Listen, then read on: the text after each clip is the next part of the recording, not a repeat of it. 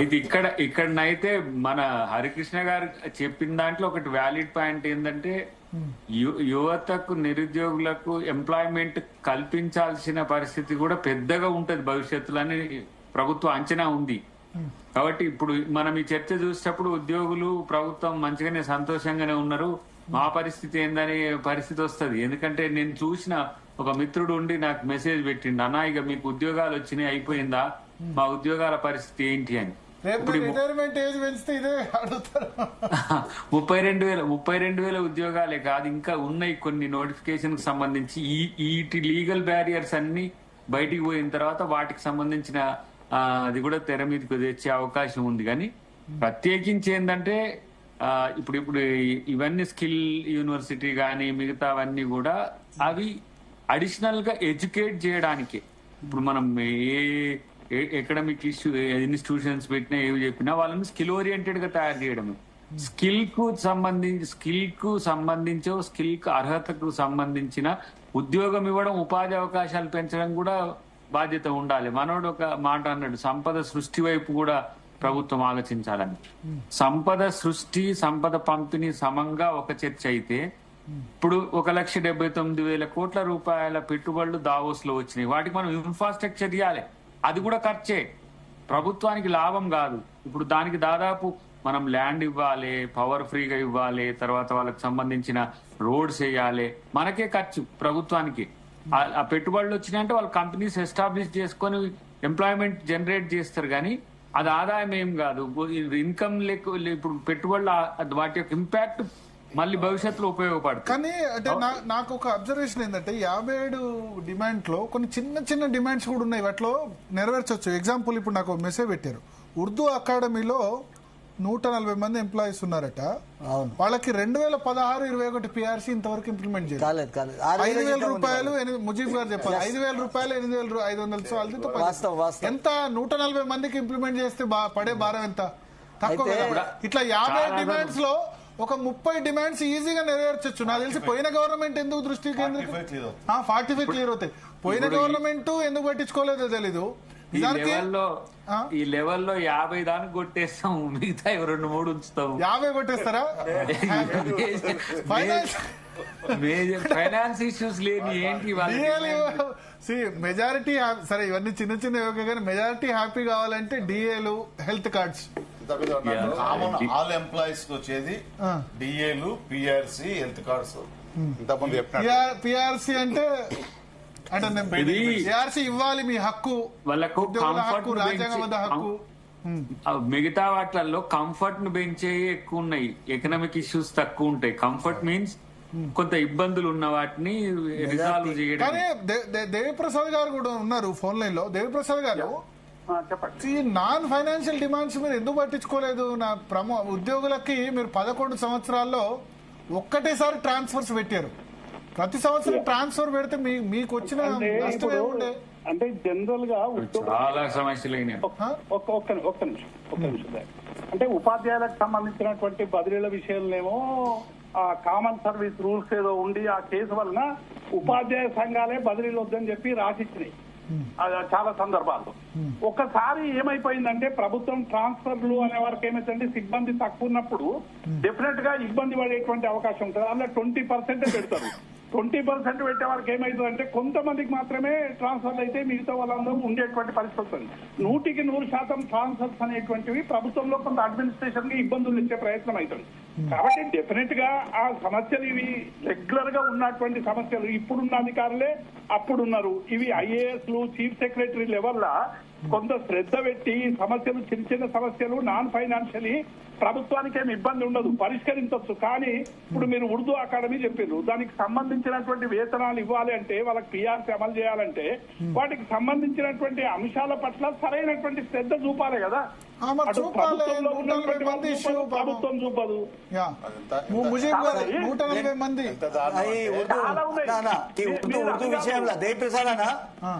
దేవిప్రసాద్ అన్న గత ప్రభుత్వంలో కూడా ఉర్దూ విషయంలో ఆ రోజు ఉన్న ఐఏఎస్ అధికారులు ఆ వక్ఫ్ బోర్డ్ కి ఆ మైనారిటీస్ వెల్ఫేర్ కి సంబంధించిన కమిషనర్ స్పష్టంగా వీళ్ళ కేసు రికమెండ్ చేసిండ్రు. అయినప్పటికీ వీళ్ళకి ఏమన్నారంటే వీళ్ళు సుదీర్ఘంగా 23-24 సంవత్సరాల నుంచి పనిచేస్తున్నారు, వీళ్ళకి పర్మనెంట్ చేయాలని చెప్పిండ్రు. పర్మనెంట్ చేయము, మీరు కాంట్రాక్ట్ నుండి అవుట్ సోర్సింగ్ తెస్తామంటే వీళ్ళు ఒప్పుకోలే. అయితే ఒక 6 మంది 5,000 జీతమే 6 మంది కోర్టుకి పోతే వాళ్ళకి ఇదే గత ప్రభుత్వం 6 మందికి పర్మనెంట్ చేసింది కానీ ఈ మిగతా 100 మందికి చేయలేదు. వాళ్ళ ఆవేదన 100% వాస్తవం. నిన్న కూడా నవీన్ మిట్టల్ గారు చాలా స్పష్టంగా బాధపడ్డారు వీళ్ళ లీటర్లు తెప్పించుకొని. వాస్తవానికి వీళ్ళకు పిఆర్సీ రావాలి, ఖచ్చితంగా రికమెండ్ చేస్తాను. దేవన్న, ఇప్పుడు నా ఒపీనియన్ ఏంటంటే మీరు సుదీర్ఘకాలం ఇల్లులో ఉన్నారు, ఈ సమస్యలన్నీ ఎక్కువ కారణం ప్రభుత్వంలో జాయింట్ స్టాఫ్ కౌన్సిల్ లేకపోవడం, ఆఫీసర్స్ కమిటీ లేకపోవడం, ఇంప్లిమెంటేషన్ కమిటీ లేదు, మెడికల్ ఇన్వాలిడేషన్ కమిటీ లేదు, ఏ సంఘానికి రికగ్నిషన్స్ లేవు.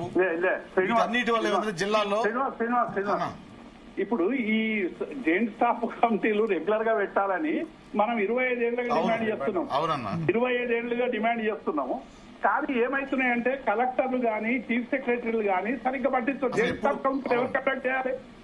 ప్రభుత్వానికి సంబంధించిన అంశం కాదు అది, ఓన్లీ చీఫ్ సెక్రటరీ అంశం అది. కానీ ఏ రోజు కూడా తెలంగాణ వచ్చిన తర్వాత ఈ జాయింట్ స్టాఫ్ కౌన్సిల్ గానీ కలెక్టర్ లెవెల్లో ఇష్యూలు సెటిల్ అయితే అని, చీఫ్ సెక్రటరీ గారి లెవెల్లో ఇష్యూలు సెటిల్ అయితే అని లేదు. ఇప్పటికీ సెక్రటరియట్ లో ఇంప్లిమెంటేషన్ కమిటీ అయితే ఇవన్నీ ఇప్పుడు ఆ గవర్నమెంట్ అయినా ఈ గవర్నమెంట్ అయినా కొన్ని చాలా చిన్న చిన్న ఇష్యూస్ ఉంటాయి. ఇప్పుడు 50 డిమాండ్లు ఈజీగా 40 డిమాండ్స్ కొట్టిపారేయచ్చు కదా, నాన్ ఫైనాన్షియల్. అయినా సరే ఎందుకు బ్యూరోక్రాట్స్ అడ్డుకుంటారా? చాలా బ్యూరోక్రసీ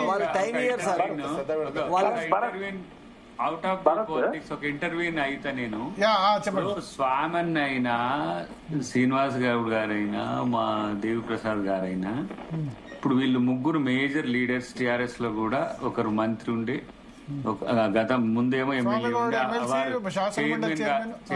మండలి చైర్మన్ గా ఉండే. వీరు దేవి ప్రసాద్ గారిని ఓడగొట్టారు. ఏదో 43% పిఆర్సీ ఇచ్చిన ఎమ్మెల్సీ చేయలేదు, మరి ఏందో గ్రాడ్యుయేట్ మామూలు ఇచ్చిండ్రు వారికి. కానీ కేసీఆర్ గారికి చాలా పెద్ద డిజర్వ్డ్. ఇప్పుడు వీరికి కేసీఆర్ గారికి ఎంత సాన్నిధ్యం అనేది ఇప్పుడున్న ఈ ముగ్గురికి తెలియదా? కానీ మీరు కొంచెం గనక సీరియస్ గా తీసుకుంటే అది మెహర్బానీతో కూడా అయిపోయాయి కొన్ని. అయితే నేను కూడా వాళ్ళతో జేఏసీలో ఉన్నప్పుడు అంతా కలిసి, నేను ఉద్యోగ సంఘం నాయకుడే అనుకున్న వాళ్ళు చాలా మంది దాకా కూడా అట్లా అనుకున్నాను. నాకు తెలుసు నేను వాళ్ళ పర్సనల్ మీటింగ్స్ లో కూడా, టీఎన్జిఓస్ పర్సనల్ మీటింగ్స్ లో, టీజీఓస్ పర్సనల్ మీటింగ్స్ లో పార్టిసిపేట్ చేసిన నేను. అలాంటివి కొంచెం రిజాల్వ్ అవుతుండే. మరి ఆయన ఎందుకు పెద్ద ఆయన పట్టించుకోలేదు? మీరు కూడా 1.5 year అయింది కదా వాళ్ళ మీద. ఇప్పుడు ఇవి దీంట్లో వీళ్ళు మా జగదీష్ గారు కానీ, శ్రీనివాస్ గారు కానీ, ముజీబ్ గారు కానీ ఇప్పటికీ 2-3 సార్లు మాకంటే ముందే కలిసిండ్రు.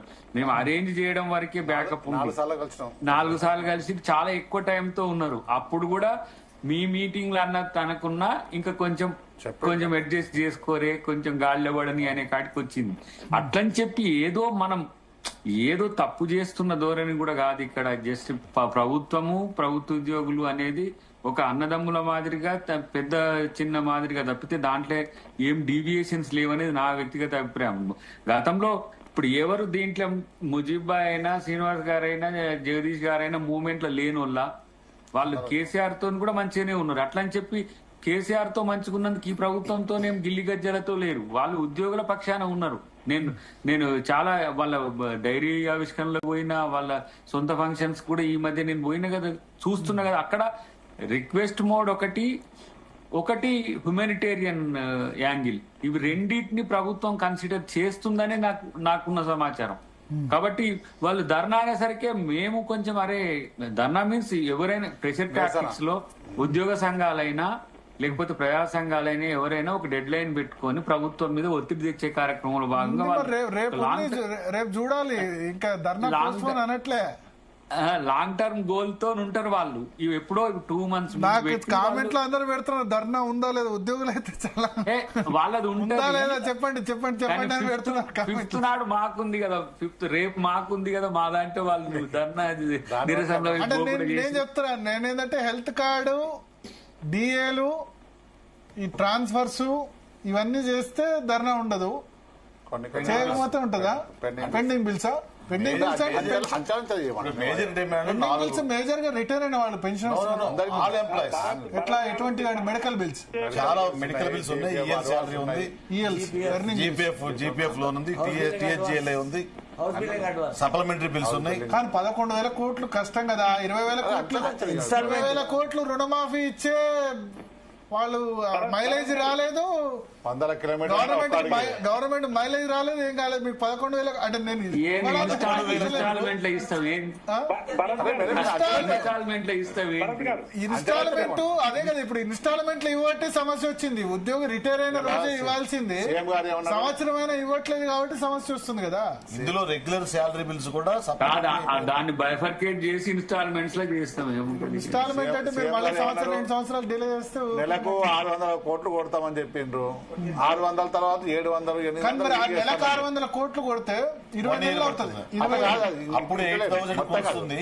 600 నుంచి 650 కొడుతున్నారు. ఫస్ట్ నెల 600 కొట్టింది అనుకోండి, మళ్ళీ 700, 800, 1000 అట్లా పెంచుకుంటూ పోతే ఎంతసేపు పోతాయి? 15 నెలలు పడుతుంది. 15 నెలలు పడుతుంది. 10 అంటే మొత్తం పడతాయి, మళ్ళీ వచ్చేటి మళ్ళీ వస్తాయి.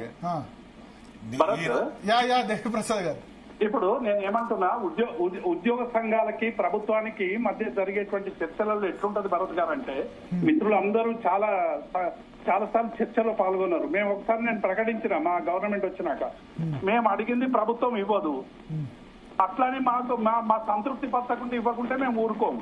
కాబట్టి ఇవి ఎట్లుంటాయంటే, ప్రభుత్వం యొక్క ఆర్థిక పరిస్థితులు కావచ్చు, ప్రభుత్వానికి సంబంధించినటువంటి ఇష్యూస్ కావచ్చు, వాటిని గమనంలోకి ఉంచుకుంటూనే ఉద్యోగుల ప్రాథమిక సభ్యుల ఆకాంక్షల్ని కూడా తీర్చాల్సినటువంటి బాధ్యత ప్రభుత్వం మీద ఉంటది. కాబట్టి ఉద్యోగ సంఘాలు అన్ని ఈమని డిమాండ్ అడుగుతాయి. ఇప్పుడు మా జగదీష్ 5 డిఏలు ఈమని అడిగాడు, డెఫినెట్ గా 5 డిఏల మీదనే కూర్చుంటాడు. ప్రభుత్వం ఎట్లా ఇవ్వాలనేది డిసైడ్ చేయాలి. రేపు ఒక డిఏ ఇస్తున్నారని సమాచారం ఉంది నాకు. ఒక్క డిఏ అయితే మాత్రం తీవ్ర అసంతృప్తి వస్తుంది భరత్ గారు, తీవ్ర అసంతృప్తి. అప్పటిగా ఒక్క డిఏ ఇస్తే మాత్రం ఉద్యోగులలో తీవ్ర అసంతృప్తి ఉంటుంది. ఇప్పుడు డిక్లేర్ చేయకముందు చెప్పక భరత్ భాయ్, నువ్వు మా వాళ్ళకే సమాచారం ఉంది, నువ్వేమో కాదు. మా ముఖ్యమంత్రి గారు ఏమో కొంచెం అడ్వాన్స్ అయ్యి కొంచెం ఎక్కువ ఇద్దామంటుంటే 2 ఇస్తే మీకే మంచిది కదా. ఇప్పుడు నేను ఎక్స్పెక్టేషన్ ఎక్కువ ఇచ్చి 3 అని చెప్పాను అనుకోండి, ఒక ఎక్స్పెక్టేషన్ ముందే సినిమా హై ఎక్స్పెక్టేషన్ ఉంటే కష్టం. 1 బదులు 2 ఇచ్చారనుకోండి హ్యాపీ, వాళ్ళు నో ధర్నా అంటారు. కాదు, మన భరత్ గారు ఈ చర్చలలో ఉద్యోగులు 5 డిమాండ్లు గట్టిగా డిమాండ్ చేస్తున్నట్టు పోతే రేపు ప్రభుత్వం మీద కూడా ఎంత కొంత ఒత్తిడి పడుతుంది. డెఫినెట్ గా వాళ్ళు 1 ఇద్దాం అనుకున్న దగ్గర 2 ఇవ్వచ్చు, 2 ఇద్దాం అనుకున్న దగ్గర 3 ఇవ్వచ్చు. కాబట్టి ఇలా ఉద్యోగుల సంబంధించినటువంటి 5 డిఏలు ఇవ్వాలని వాళ్ళు ఎట్లా కోరుతున్నారో మేమందరం కూడా అదే డిమాండ్ చేస్తాం కదా. కానీ 5 డిఏల్లో 3 మీరు పెట్టిపోయినాయి అంటున్నారు, అదే కదా ఇక్కడ సమస్య. అవును, అంటే ఎట్లా ఇప్పుడు పెట్టిపోతే మాత్రం ఇవ్వరా? మేము పెట్టిపోయిన బిల్లులు ఇస్తలేరా? కాంట్రాక్టర్లకు 1,000 కోట్ల రూపాయలు ఎట్లా ఇచ్చారు?